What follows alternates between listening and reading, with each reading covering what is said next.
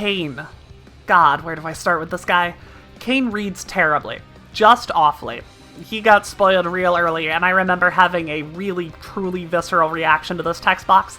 It's written in such a way that makes it extremely hard to abuse. Your opponent has to gain control of Kain for you to draw the cards or make the treasures, and then he doesn't even force the opponent to attack with him, meaning they can just hold him hostage forever. But if there is any commander I love to build, it's a bad one.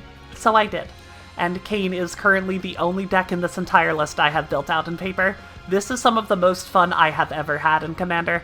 First of all, Kain needs to rotate around. Goad is basically mandatory unless you're absurdly good at politicking, so we are running a lot of it. Both black Vows, both black Impetuses, Impeti, doesn't matter. Eye of Nidhogg, Bloodthirsty Blade, and Assault Suit are all here to make sure Kain gets to go.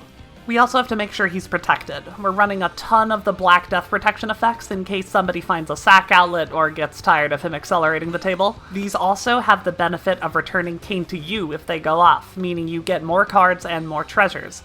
We're also running quite a few board wipes, a few of which, namely Necromantic Selection, 0-Point Ballad, and Blood on the Snow, will wipe the board while leaving Kain in our hands. Of course, the easiest way to keep control of Kain is with the deck's MVP, Homeward Path, which we are running both maps to find. And since we're in mono black and running the maps, Cabal Coffers and Urborg are here to give us more mana than we could ever need. But how do we actually win? Well, other than the funniest hatred anybody has ever cast in the history of Magic the Gathering, and just beating people to death with a cranial plating or nettle cyst, we have a lot of ways to punish Kain's effects. Sheoldred is the big one, but Scrawling Crawler does a solid impression.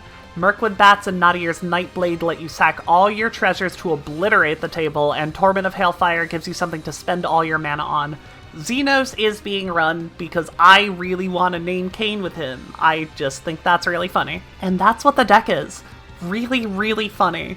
It's not going to hold its own at a high power table. No one is ever going to leave this guy alive for any reasonable amount of time once you go above like bracket 2, but if you find the right table, being able to say, oh, just draw a couple cards, it might make your turn better, is so hilarious to me.